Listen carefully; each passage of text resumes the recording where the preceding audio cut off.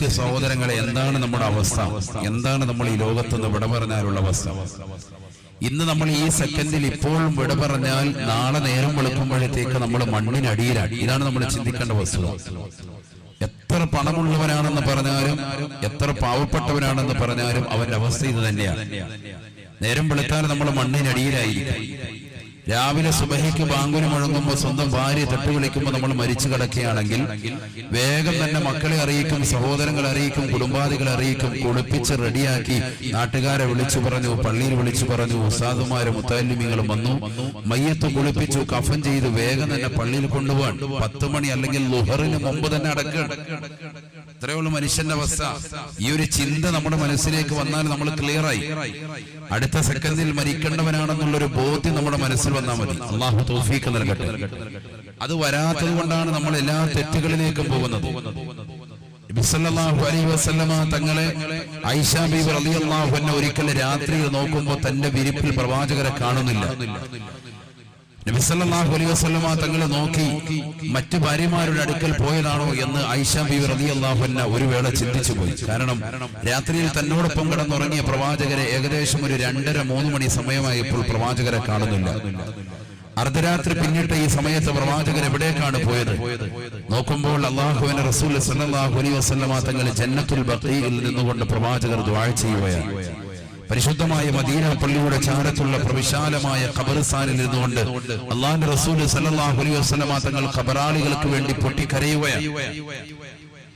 ആയിഷ ബീവി റളിയല്ലാഹു തആല അൻഹ പറയുകയാണ്, ഹബീബായ റസൂലുള്ളാഹി സ്വല്ലല്ലാഹു അലൈഹി വസല്ലമ തങ്ങൾ ആ സിയാറത്ത് കഴിഞ്ഞ് തിരിച്ചു വന്നു. പ്രവാചകർ സ്വല്ലല്ലാഹു അലൈഹി വസല്ലമ തങ്ങൾ 2 റക്അത്ത് നമസ്കരിക്കുകയാണ്. മാ റഅയ്തു റസൂലല്ലാഹി സ്വല്ലല്ലാഹു അലൈഹി വസല്ലമ യുസല്ലി സ്വലാത്താ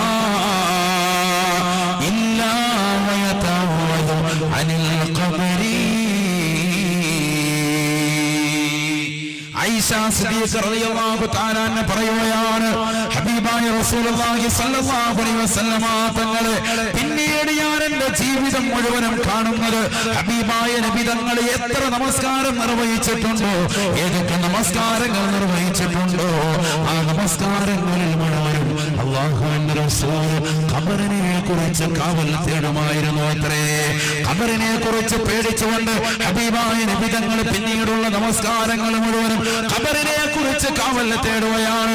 മാ റഅയ്തു റസൂലല്ലാഹി സ്വല്ലല്ലാഹു അലൈഹി വസല്ലം ബഅദ ഹാദിഹിൽ ലൈല, ഈ രാത്രിക്ക് ശേഷം പിന്നീട് നബി തങ്ങളെ ഞാൻ കണ്ടിട്ടില്ല. യുസല്ലി സ്വലാത്താ, ഹബീബായ നബി തങ്ങൾ ഓരോ നമസ്കാരങ്ങൾ നിർവഹിക്കുമ്പോഴും ഹബീബായ നബി തങ്ങളെ ഞാൻ വീക്ഷിക്കാറുണ്ടായിരുന്നു, ഹബീബായ നബി തങ്ങളെ ഞാൻ ശ്രദ്ധിക്കാറുണ്ടായിരുന്നു. ആ പ്രവാചകർ ഇല്ലാ വയതഅവദു അനിൽ ഖബരി, ഖബറിന്റെ ഇടക്കത്തെ തൊട്ടതിന്റെ നിരക്കത്തെ തൊട്ടതിന്റെ പ്രയാസത്തെ തൊട്ട് കാവൽ ചോദിക്കാതെ ഹബീബായ നബി തങ്ങൾ നമസ്കരിച്ചിട്ടില്ല. പിന്നീടുള്ള നമസ്കാരം മുഴുവനും അല്ലാഹുവിന്റെ റസൂൽ സല്ലല്ലാഹു അലൈഹി വസല്ലം തങ്ങൾ ഖബറിനെ കുറിച്ച് എപ്പോഴും കാവൽ തേടും. ഈ ലൈറ്റ് സ്വൽപ്പിച്ച് ഫ്രണ്ടിക്ക് വെച്ച് ആളുകളെ കാണാൻ പറ്റില്ല. അല്ലാഹു നമ്മളെ സ്വീകരിക്കട്ടെ, ഖബൂലാക്കട്ടെ.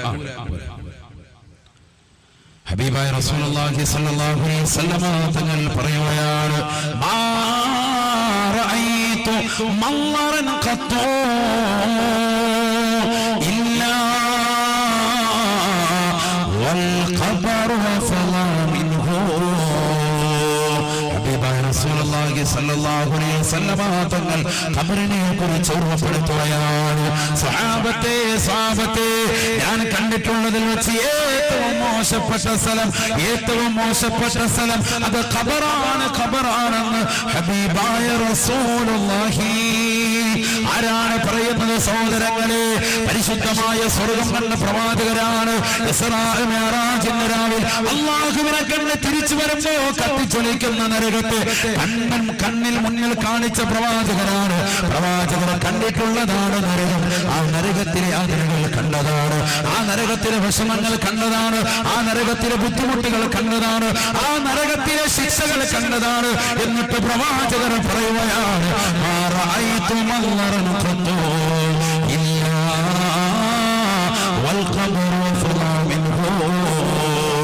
ഞാൻ കണ്ടിട്ടുള്ളതിൽ വെച്ച് ഏറ്റവും മോശപ്പെട്ട സ്ഥലം ഖബറാണ്. ഖബറാണ്, ഖബർ പോലെ ഞാൻ കണ്ടിട്ടുള്ളതാകുന്ന ഒരു സ്ഥലവുമില്ല സാധാരണ ഹബീബായ റസൂലുള്ളാഹി സല്ലല്ലാഹു അലൈഹി വസല്ലം. അഥവാ പേടിക്കേണ്ട സ്ഥലം ഏതാണ്? ഖബർ. സയ്യിദുനാ റസൂലുള്ളാഹി ഹബീബായ റസൂലുള്ളാഹി സല്ലല്ലാഹു അലൈഹി വസല്ലം തങ്ങൾ പറഞ്ഞ ഹദീസിൽ കാണാം. ഓരോ ആയത്തും ഹദീസും ഓതി പറയാ, സമയമില്ല. 10:30 ഇൻഷാ അല്ലാഹ് സയ്യിദ് അവരുകൾ വരും. നമുക്ക് കളിതമാശ പറഞ്ഞിരിക്കാനുള്ള സമയമല്ല, സന്ദർഭമല്ല. ആയത്തും ഹദീസും ഓതി ഇങ്ങനെ പോവാൻ നല്ലതുപോലെ ശ്രദ്ധിക്കണം. ഖാല റസൂലുള്ളാഹി സ്വല്ലല്ലാഹു അലൈഹി വസല്ലം, ഹബീബായ റസൂലുള്ളാഹി സ്വല്ലല്ലാഹു അലൈഹി വസല്ലം തങ്ങൾ പറയുകയാണ്, ഇദാ ഫറഗതും മിനത് തശഹുദി സഹാബാ നിങ്ങൾ തഹിയ്യാത്തിൽ നിന്ന് വിരമിച്ചാൽ നാല് കാര്യങ്ങളെ തൊട്ട് കാവൽ തരണേ എന്ന് ശഫീആയ റസൂലുള്ളാഹി സല്ലല്ലാഹു അലൈഹി വസല്ലം. നാല് കാര്യങ്ങളെ തൊട്ട് നിങ്ങൾ കാവൽ തേടണേ ഹബീബ് റസൂലുള്ളാഹി. എപ്പോ? അത്തഹിയ്യാത്തിന് ശേഷം. നമ്മൾ ചെയ്യാറുണ്ട് ശാഫി മദ്ഹബ് പ്രകാരം ശക്തിമത്തായ സുന്നത്താണ് ദുആ. ഏതാണത്? അല്ലാഹുമ്മ ഇന്നി അഊദു ബിക മിനൽ ഖബർ വമിൻ അദാബിൻ നാർ വമിൻ ഫിത്നതിൽ മഹ്യാ വൽ മമാത് വമിൻ ഫിത്നതിൽ മസീഹ് ദജ്ജാൽ. ഹബീബായ നബി തങ്ങളുടെ അധ്യാപനമാണ്. സഹാബാ നിങ്ങൾ നമസ്കരിച്ചു കഴിഞ്ഞാൽ, നമസ്കാരത്തിന്റെ അത്തഹിയ്യാത്ത് ഓതി കഴിഞ്ഞാൽ, ഇദാ ഫറഗതും മിനത് തശഹുദിൽ അഖീർ അവസാനത്തെ അത്തഹിയ്യാത്ത് നിങ്ങൾ ഓതി കഴിഞ്ഞാൽ നാല് കാര്യങ്ങളെ തൊട്ട് കാവൽ തേടണേ. നാല് കാര്യങ്ങളെ തൊട്ട് നിങ്ങൾ കാവൽ തേടണേ. ഹബീബായ നബി സല്ലല്ലാഹു അലൈഹി വസല്ലം തങ്ങൾ ആ കാവൽ തേടേണ്ട രൂപം പ്രവാചകനെ പഠിപ്പിക്കുകയാണ്. ഇന്നും ശാഫി മദ്ഹബ് അനുസരിച്ചുകൊണ്ട് നമസ്കരിക്കുന്ന ലോകത്തുള്ള മുഴുവൻ വിശ്വാസികളുടെ പേരും സുന്നത്തായ ദുആണ്. അല്ലാഹുമ്മ ഇന്നി അഊദു ബിക മിനൽ ഖബരി. അല്ലാഹുവേ പടച്ചറബേ, ഞാനിതാ ഖബറിന്റെ ശിക്ഷയെ തൊട്ട് നിന്നോട് കാവൽ തേടുന്നു അല്ലാഹ്, നിന്നോട് കാവൽ തേടുന്നു അല്ലാഹ്.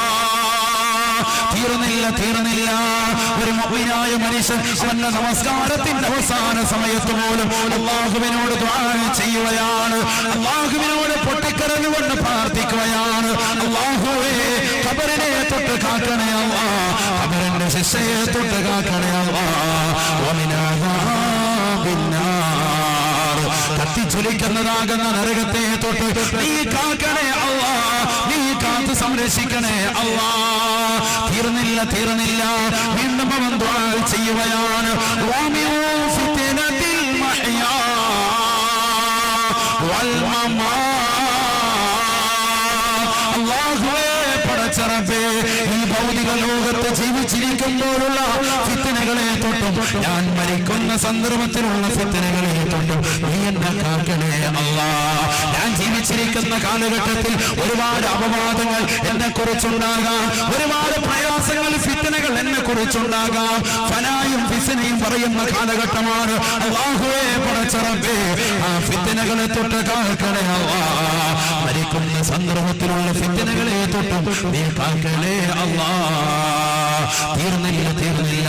നാലാമതായി വീണ്ടും കാവൽ തേടുകയാണ്.